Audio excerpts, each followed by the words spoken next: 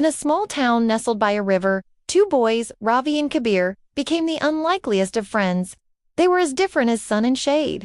Ravi was the quiet one, lost in his world of drawing, his sketchbook a constant companion. Kabir was the opposite, bold, loud, and always ready for an adventure.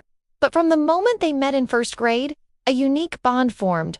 They were the kind of friends who shared everything, their lunches, their secrets, and their dreams for the future.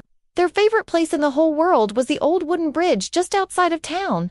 Every day after school, without fail, they'd race each other to its weathered planks. That bridge was their sanctuary. It was where they'd sit for hours, skipping stones across the shimmering water, crafting tiny paper boats to send on epic voyages, and making promises they swore they'd keep forever. One sunny afternoon, as Kabir tossed a perfectly flat pebble into the river, he looked out at the distant bank. "Someday," he said, his voice full of excitement, "we'll cross that bridge and see what's on the other side." Ravi, busy sketching the flowing river, looked up and smiled. "Together," he replied, and it was a pact that life, like the river, has a current of its own.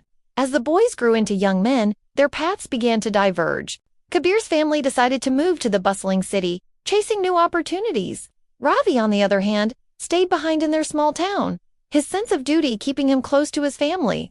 For a while, they tried to keep their friendship alive through letters. Ravi would draw pictures of the bridge, and Kabir would write about the tall buildings and crowded streets. But time is a relentless force. The letters became less frequent, then stopped altogether, and the silence between them grew as wide as the river they once played by. Many years passed, the town changed, and so did Ravi. One warm summer evening, he found himself standing by that same old bridge, just as he had so many times before. He was older now, with a few gray hairs at his temples, but his sketchbook was still clutched in his hand. The bridge looked different too. Its wooden planks were more worn, the paint faded by years of sun and rain, but it was still their place. A wave of nostalgia washed over him as he remembered his loud, adventurous friend. He let out a soft sigh, lost in the memory of their shared laughter. Just then, a voice deep and familiar broke the evening stillness. "You still draw by the bridge, huh?" Ravi's heart skipped a beat. He turned around slowly, almost afraid of what he'd see. And there he was. It was Kabir. He was taller, older, with lines around his eyes that spoke of a life lived. But that same unmistakable spark still danced within them.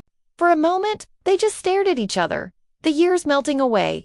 Then a shared laugh erupted, echoing over the water, just like it used to.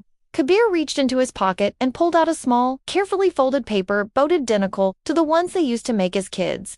He knelt down and gently placed it on the river's surface, watching as the current caught it and carried it away. "Guess we finally crossed that bridge," Kabir said softly, his gaze fixed on the little boat's journey. Ravi watched it too, a warm smile spreading across his face. He shook his head. "No," he replied, his voice filled with a quiet certainty. "We never left it." Their friendship wasn't just a memory of a place they once shared. It was the bridge itself, an unbreakable connection that had withstood the test of time and distance, always there, waiting for them to find their way back. Thank you for watching. If this story touched your heart, please like, share, and subscribe for more content that celebrates the enduring power of friendship. See you next time.